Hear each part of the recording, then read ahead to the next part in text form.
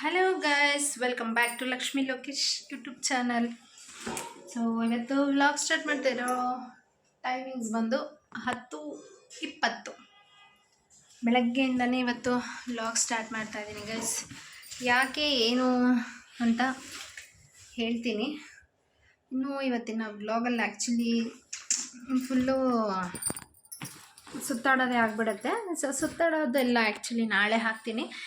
ಇನ್ನು ಇವತ್ತು ವ್ಲಾಗ್ ಮಾಡ್ತಿರೋ ಉದ್ದೇಶ ಏನಪ್ಪ ಅಂದರೆ, ನನ್ನ ಬಿಸ್ನೆಸ್ಸಲ್ಲಿ 3 ಮಂತ್ಸಿಂದ ಎಷ್ಟೊಂದು ಲಾಸ್ ಆಗಿಬಿಟ್ಟಿದೆ ಗೈಸ್. ಏನಕ್ಕೆ ಅಂದರೆ, ಸೊ ನಿಮಗೆಲ್ಲ ಗೊತ್ತೇ ಇದೆ, ಮನೆಯನ್ನು ಮಾಡಿದಾಗಿಂದ ಗೃಹ ಪ್ರವೇಶ ಕಾರ್ಡ್ ಕೊಟ್ಕೊಂಡು ಅಂಗಡಿ ಅಂತೂ ಸರಿಯಾಗಿ ತೆಗ್ದೇ ಇಲ್ಲ. ಟೋಟಲ್ಲಾಗಿ ನನಗೆ ಆಗಿರೋಂಥ ಲಾಸ್ ಈಗ ಸೊ 2-3 ತಿಂಗಳಿಂದ ನನಗೆ ಆಲ್ಮೋಸ್ಟ್ ಏನಿಲ್ಲ ಅಂದರೂ ಒಂದು 50,000 to 60,000 ಲಾಸ್ ಆಗಿದೆ. ಈಗ ಅಂಗಡಿ ತೆಗ್ದೇ ಇಲ್ಲ. ಬಿಸ್ನೆಸ್ಸಲ್ಲಂತೂ ತುಂಬ ಅಂದರೆ ಕಳ್ಕೊಂಡಿದ್ದೀನಿ ಅಂತ ಹೇಳೋದಕ್ಕಾಗಲ್ಲ. ಯಾಕೆಂದರೆ ಅನ್ನ ತಿಂದಿರೋದನ್ನು ತಿಂದಿಲ್ಲ ಅಂತ ಹೇಳಿದ್ರೆ ತಪ್ಪಾಗುತ್ತಲ್ವ. ಹಾಗಾಗಿ ಸೊ ಇವತ್ತು ಆ್ಯಕ್ಚುಲಿ ಐಟಮ್ ತರೋದಕ್ಕೆ ಹೋಗೋಣ ಅಂತ ಅಂದ್ಕೊಂಡಿದ್ದೀನಿ. ಇನ್ನೇನು ಅಮ್ಮನ ಮನೆಯಿಂದನೂ ಕೂಡ ಹೊರಡಬೇಕು ಗೈಸ್. ನಾಳೆ ನಾಡಿದ್ದು ಹೊರಡ್ತೀನಿ. ಅಮ್ಮನ ಮನೆಯಿಂದನೂ ಗುಡ್ ಬಾಯ್ ಹೇಳೋ ಟೈಮ್ ಬಂದೇ ಬಿಡ್ತು. ಸೊ ಹೆಣ್ಮಕ್ಳು ಎಷ್ಟೇ ದಿನ ತವ್ರ ಮನೇಲಿ ಇರ್ತೀನಿ ಅಂತ ಹೇಳಿದ್ರು, ಎಷ್ಟೇ ದಿನ ಎಂಜಾಯ್ ಮಾಡಿಕೊಂಡು ಇಲ್ಲಿದ್ರೂ ಒಂದಲ್ಲ ಒಂದು ದಿವಸ ನಾವು ಮನೆಗೆ ಹೋಗಲೇಬೇಕಾಗುತ್ತೆ.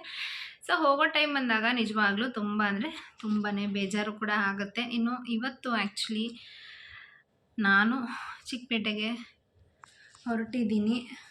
ಚಿಕ್ಕಪೇಟೆಗೆ ಹೋಗಿ ಇವತ್ತು ಏನೆಲ್ಲ ಶಾಪಿಂಗ್ ಮಾಡ್ಕೊಂಬರ್ತೀನಿ ಅನ್ನೋದನ್ನು ನಾಳೆ ವ್ಲಾಗಲ್ಲಿ ತೋರಿಸ್ತೀನಿ. ಇನ್ನು ಇವತ್ತು ಆ್ಯಕ್ಚುಲಿ ಎಷ್ಟು ಅಮೌಂಟು ತೊಗೊಂಡು ಹೋಗ್ತಾಯಿದ್ದೀನಿ ಅಂಗಡಿಗೆ ಶಾಪಿಂಗ್ ಮಾಡೋದಕ್ಕೆ ಅಂತಲೇ. ಇವತ್ತು ತೊಗೊಂಡು ಹೋಗ್ತಾ ಇರೋಂಥ ಅಮೌಂಟ್ ಎಷ್ಟು ಗೊತ್ತಾ ಗೈಸ್? ಇವತ್ತು ಆ್ಯಕ್ಚುಲಿ ಚಿಕ್ಕಪೇಟೆಗೆ ತೊಗೊಂಡು ಹೋಗ್ತಾ ಇರೋಂಥ ಅಮೌಂಟ್ ಬಂದು ಇಷ್ಟು ದುಡ್ಡು ತೊಗೊಂಡು ಹೋಗ್ತಾಯಿದ್ದೀನಿ. ಇದು ಆ್ಯಕ್ಚುಲಿ 50,000 ರೂಪಾಯಿ ಚೆಕ್ಕು. ಈಗ ನಾನು ಎಷ್ಟು ತೊಗೊಂಡು ಹೋಗ್ತಾ ಇರೋದು ಬರೀ ಅಂಗಡಿಗೆ. ಈಗ ಸ್ಕೂಲ್ ಐಟಮ್ಸ್ ಸ್ಟಾರ್ಟ್ ಆಗುತ್ತೆ ಈಗ. ಸೊ ಸ್ಕೂಲ್ ಐಟಮ್ಸು ಏನೇನು ಬೇಕು ಅನ್ನೋದಂದರೆ, ಈಗ ನಂದು ಆ್ಯಕ್ಚುಲಿ ಬ್ಯಾಂಗಲ್ ಸ್ಟೋರು. ಸೊ ನನ್ನ ಸಬ್ಸ್ಕ್ರೈಬರ್ಸ್ಗೆ ಆಲ್ಮೋಸ್ಟ್ ಎಲ್ರಿಗೂ ಗೊತ್ತಿರುತ್ತೆ. ಬ್ಯಾಂಗಲ್ ಸ್ಟೋರ್ ಆಗಿರೋದ್ರಿಂದ ಮತ್ತು ಬುಕ್ ಸ್ಟೋರು ಕೂಡ ಇಟ್ಕೊಂಡಿದ್ದೀನಿ. ಈಗ ಸ್ಕೂಲ್ ಓಪನಿಂಗ್ ಇನ್ನೇನು ಸ್ಟಾರ್ಟ್ ಆಯಿತು. ಗೃಹ ಪ್ರವೇಶ ಅದು ಇದು ಅಂದ್ಕೊಂಡು ಒಂದು 3 ತಿಂಗಳಿಂದ ಅಂಗಡಿ ತೆಗ್ದೇ ಇರಲಿಲ್ಲ. ಅದರಲ್ಲೂ ಈಗ ಇನ್ನೇನು ಒಂದೇ ಸತಿ ಅಮ್ಮನ ಮನೆ ಮುಗಿಸ್ಕೊಂಡು ಅಂಗಡಿ ತೆಗಿಯೋಣ ಅಂಥೇಳಿ ಇಲ್ಲೂ ಕೂಡ ಟೈಮ್ ಪಾಸ್ ಮಾಡ್ಕೊಂಡು ಇದ್ಬಿಟ್ಟಿದ್ದೀನಿ. ಆಲ್ಮೋಸ್ಟ್ ಇಲ್ಲಿಗೂ ಬಂದು ನಾನು ಒಂದು 10 ದಿನ ಆಗ್ತಾ ಬರ್ತಾಯಿದೆ. ಈಗ ನಾನು 3 ಡೇಸು ನಾನು ಹೊರಡಬೇಕು. ಸ್ಯಾಟರ್ಡೆ ಸಂಡೇ ಅಂತೂ ಚಿಕ್ಕಪೇಟೆ ಫುಲ್ಲು ರಶ್ ಇರುತ್ತೆ. ಅವತ್ತು ಯಾವುದೇ ರೀತಿ ಏನೂ ತೊಗೊಳೋದಕ್ಕಾಗಲ್ಲ. ಯಾಕೆಂದರೆ ಅಷ್ಟು ಕ್ರೌಡ್ ಇರ್ತಾರೆ. ಮೋಸ್ಟ್ಲಿ ಇವಾಗಲೂ ಕ್ರೌಡ್ ಇರ್ತಾರೆ ಅಂತ ಅನಿಸುತ್ತೆ. ಯಾಕೆಂದರೆ ಯೂಶ್ವಲಿ ಬೇರೆ ದಿವಸ ಹೋದರೆ ಏನು ಕ್ರೌಡ್ ಇರಲ್ಲ. ಈಗ ಸ್ಕೂಲ್ ರಜಾ ಇರುತ್ತಲ್ವ, ಹಾಗಾಗಿ ವೀಕ್ ಹೆಂಡ್ಸು ಎಲ್ಲ ಒಂದೇ ಥರ ಇರುತ್ತೆ. ನೋಡೋಣ ಇವಾಗ ಹೆಂಗಿರುತ್ತೆ ಏನು ಅಂತ ಗೊತ್ತಿಲ್ಲ. ಸೊ ನಾನು ಇವಾಗ ಇಷ್ಟು ಅಮೌಂಟು ತೊಗೊಂಡೋಗಿ ಇದಿಷ್ಟಕ್ಕೂ ಬುಕ್ಸು ಮತ್ತು ಪೆನ್ಸಿಲ್ಸು ಈ ಥರ ಬರೀ ಸ್ಕೂಲ್ಗೆ ಐಟಮ್ಸು, ಮಕ್ಳಿಗೆ ಏನು ನೆಸೆಸಿಟಿ ಇರುತ್ತೋ ಆ ಐಟಮ್ಸ್ ತರೋದಕ್ಕೆ ಅಂಥೇಳಿ ಹೊರಟಿದ್ದೀನಿ. ಯಾವ ಅಂಗಡಿಗೆ ಹೋಗ್ತೀನಿ, ಎಲ್ಲಿ ಹೋಗ್ತೀನಿ, ಏನೋ ಎಷ್ಟೆಷ್ಟು ಯಾವ್ಯಾವ ಅಂಗಡಿಲಾಗುತ್ತೆ ಅನ್ನೋದನ್ನು ಶೇರ್ ಮಾಡ್ತೀನಿ. ಫಸ್ಟ್ ಹೋಗೋದು ಬುಕ್ ಸ್ಟೋರಲ್ಲೇ ಹೋಗ್ತೀನಿ. ಬುಕ್ ಸ್ಟೋರಿಗೆ ಹೋಗಿ ಈಗ 10th ಅವ್ರಿಗೆ 8th 9th ಇರೋದು ನಮ್ಮ ಅಂಗಡಿ ಆಪೋಸಿಟು government school. So 8th 9th ಅವ್ರಿಗೆ ಮಾಮೂಲಿ ಇಲ್ಲ ಕಿಂಗ್ ಸೈಜು, ಇಲ್ಲಾಂದರೆ ನೋಟ್ ಬುಕ್ಸು, ಲಾಂಗ್ ಬುಕ್ಸ್ ಇದೆಲ್ಲ ಜಾಸ್ತಿ ಹೋಗ್ತಾ ಇರುತ್ತೆ. ಸೊ ಈಗ ಒಂದು ಸಲ ಬಂಡವಾಳ ಹಾಕಬೇಕು. ಇನ್ನು ನಮಗೆ ಆ್ಯಕ್ಚುಲಿ ಅಂಗಡಿ ಹತ್ರನೇ ತಂದು ಹಾಕೋರು ಇರ್ತಾರೆ. ಇಲ್ಲಿಗೂ ಅಲ್ಲಿಗೂ ತುಂಬ ಅಂದರೆ ತುಂಬ ಡಿಫ್ರೆನ್ಸ್ ಬಿಡುತ್ತೆ ಗೈಸ್. ಇಲ್ಲಿ ತೊಗೊಂಡು ಹೋಗೋದ್ರಲ್ಲಿ ನಮಗೆ ಒಂದು 10ರಿಂದ 15 ರೂಪಾಯಿ ಸೇವ್ ಆಗುತ್ತೆ. ಒಂದೊಂದು ಬುಕ್ಕಲ್ಲಿ 20 ರೂಪಾಯಿನೂ ಸೇವ್ ಆಗುತ್ತೆ.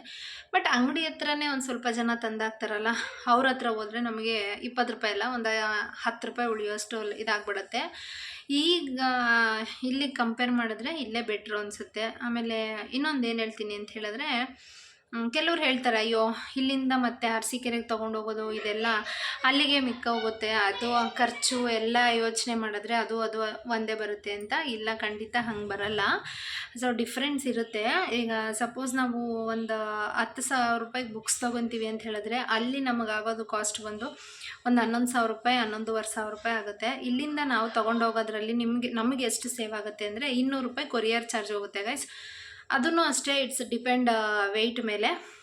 ಸೊ 1 ಚೀಲ ಇದ್ದರೆ 100 ರೂಪಾಯಿ ತೊಗೋತಾರೆ, 2 ಚೀಲ ಇದ್ದರೆ 120 150 ರೂಪಾಯಿ ಹಿಂಗೆ ತೊಗೊತಾರೆ. ಕೊರಿಯರಲ್ಲಿ ಬೇಗನೂ ಹೋಗುತ್ತೆ ಮತ್ತು ನಮಗೂ ಕೂಡ ರಿಸ್ಕ್ ತಪ್ಪುತ್ತೆ. 1,500 ರೂಪಾಯಿಗೆ 200 ರೂಪಾಯಿ ಹೋದ್ರೂ ನಮಗೆ 1,300 ರೂಪಾಯಿ ಸೇವ್ ಆಗುತ್ತೆ. ಸೊ ಈ ಥರ ಬಜೆಟ್ ಮೇಲೆ ನಾನು ಇಲ್ಲಿಂದನೇ ಎಲ್ಲ ತೊಗೊಂಡು ಹೋಗ್ಬಿಡ್ತೀನಿ.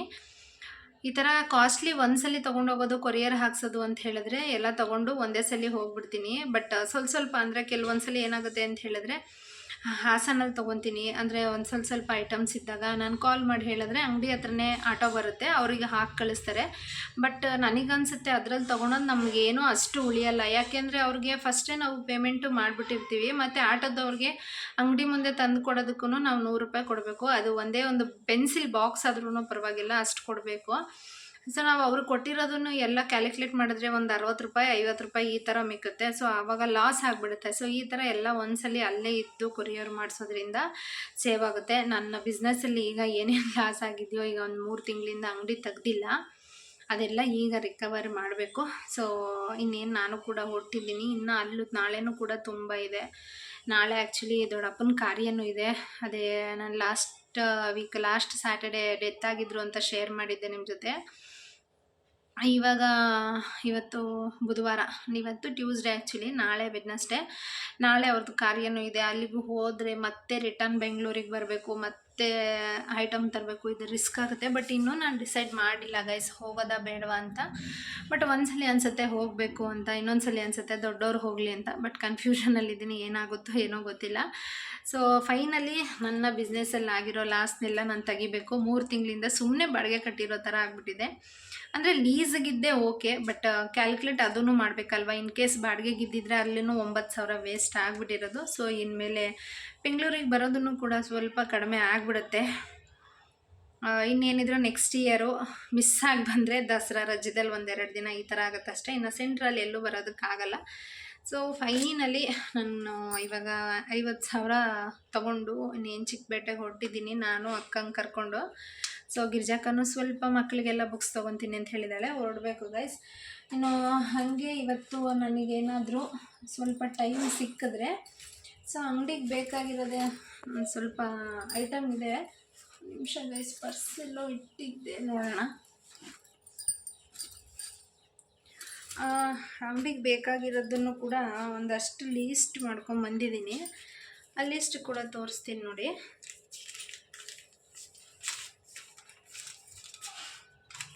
ಇಲ್ಲೇ ಇದೆ. ಇದೆರಡು ಆ್ಯಕ್ಚುಲಿ ಅಂಗಡಿಗೆ ಈ ಕಲರ್ ಲೈನಿಂಗ್ ಬೇಕು ಅಂತ ಹೇಳಿ, ಒಂದು ಪರ್ಪಲ್ಲು, ಒಂದು ಅದೇ ಪರ್ಪಲಲ್ಲೇ ಲೈಟ್ ಕಲರು, ಇವೆರಡು ಲೈನಿಂಗ್ ಇರಲಿಲ್ಲ. ಮತ್ತು ನೋಡ್ತಿರ್ಬೋದು, ಇದೆಲ್ಲ ಬುಕ್ಸ್ ಲೀಸ್ಟ್ ಮಾಡ್ಕೊಂಬಂದಿದ್ದೀನಿ. 200 ಪೇಜ್ ಲಾಂಗ್ ಬುಕ್ಕು, 100 ಪೇಜದು ಲಾಂಗ್ ಬುಕ್ಕು, 100 ಪೇಜ್ ಅನ್ರೂಲ್ದು, 200 single Kannada books, graph book, button files, paper files, pencil, ಈ ಥರ ಏನೇನು ಬೇಕೋ ಎಲ್ಲ ಹಿಂಗೆ ಬರ್ಕೊಂಬಂದಿದ್ದೀನಿ. ನೋಡೋಣ ಇದಕ್ಕೆಲ್ಲ ಎಷ್ಟಾಗುತ್ತೆ ಅಂತ. ನನ್ನ ಬಜೆಟು ತೊಗೊಂಡಿದ್ದೀನಿ, ಅದಕ್ಕೆ ಮೇಲೆ ಎಷ್ಟಾಗುತ್ತೆ ಏನು ಅನ್ನೋದನ್ನು ನಾಳೆ ವ್ಲಾಗಲ್ಲಿ ಯಾವ್ಯಾವ ಅಂಗಡಿಲಿ ಏನೇನು ತೊಗೊಂಡೆ ಅನ್ನೋದನ್ನು ಕೂಡ ಶೇರ್ ಮಾಡ್ತೀನಿ. ಯಾಕೆಂದರೆ ಯಾರಾದರೂ ಹೊಸದಾಗಿ ಬಿಸ್ನೆಸ್ ಮಾಡ್ತಿರೋರಿದ್ದರೆ ಅಲ್ಲಿ ಹೋಗಿ ತೊಗೊಳ್ಳಿ, ನಿಮಗೂ ಕೂಡ ಕಡಿಮೆ ಆಗುತ್ತೆ. ಬಿಸ್ನೆಸ್ ಮಾಡೋರು ಆ್ಯಕ್ಚುಲಿ ಯಾರೂ ಹೇಳ್ಕೊಡಲ್ಲ ಇಂಥ ಜಾಗದಲ್ಲಿ ಹೋದರೆ ಕಡಿಮೆ ಏನು ಅಂತ, ಯಾಕೆಂದರೆ ಇದು ಅನುಭವ ನಮಗೂ ಆಗಿಬಿಟ್ಟಿದೆ. ಸೊ ನಮ್ಗೆ ಆ ಥರ ಇಲ್ಲ. ನಾನು ಎಲ್ಲಿ ತೊಗೊತೀನಿ ಅನ್ನೋದನ್ನು ನಿಮಗೂ ಶೇರ್ ಮಾಡ್ತೀನಿ. ಇಷ್ಟ ಆದರೆ ನೀವು ಕೂಡ ಒಂದ್ಸಲ ವಿಸಿಟ್ ಮಾಡಿ ಅಲ್ಲಿ ತಗೊಳ್ಳಿ ಅಂತ ಹೇಳ್ತಾ ಇವತ್ತಿನ ವ್ಲಾಗ್ ಇಲ್ಲಿಗೆ ಮುಗಿಸ್ತಾ ಇದ್ದೀನಿ ಗೈಸ್. ನಾನು ಕೂಡ ಇನ್ನೇನು 10:45 ಆಗ್ತಾ ಬಂತು. ಚಿಕ್ಕಪೇಟೆ ಹೊರಡಿ ಅಲ್ಲಿಂದ ಬಂದಮೇಲೆ ನಾಳೆ ವ್ಲಾಗಲ್ಲಿ ಶೇರ್ ಮಾಡ್ತೀನಿ. ಇಲ್ಲಿವರೆಗೂ ಸಪೋರ್ಟ್ ಮಾಡಿರೋ ಪ್ರತಿಯೊಬ್ಬರಿಗೂ ಕೂಡ ಥ್ಯಾಂಕ್ಸ್ ಹೇಳ್ತಾ ಇವತ್ತಿನ ವ್ಲಾಗ್ ಇಲ್ಲಿಗೆ ಮುಗಿಸ್ತಾ ಇದ್ದೀನಿ. ಬಾಯ್ ಬಾಯ್, ಟೇಕ್ ಕೇರ್. ಇದೇ ರೀತಿ ಎಲ್ಲರೂ ಸಪೋರ್ಟ್ ಮಾಡ್ತಾಯಿರಿ. ಸಪೋರ್ಟ್ ಮಾಡಿರೋ ಪ್ರತಿಯೊಬ್ಬರಿಗೂ ಕೂಡ ನಾನು ಹಾರ್ಟ್ಲಿ ವೆಲ್ಕಮ್, ಹಾರ್ಟ್ಲಿ ಥ್ಯಾಂಕ್ಸ್ ಹೇಳ್ತಾ ಇವತ್ತಿನ ವ್ಲಾಗ್ ಮುಗಿಸ್ತಾ ಇದ್ದೀನಿ. ಬಾಯ್, ಲವ್ ಯು ಆಲ್ ಗೈಸ್.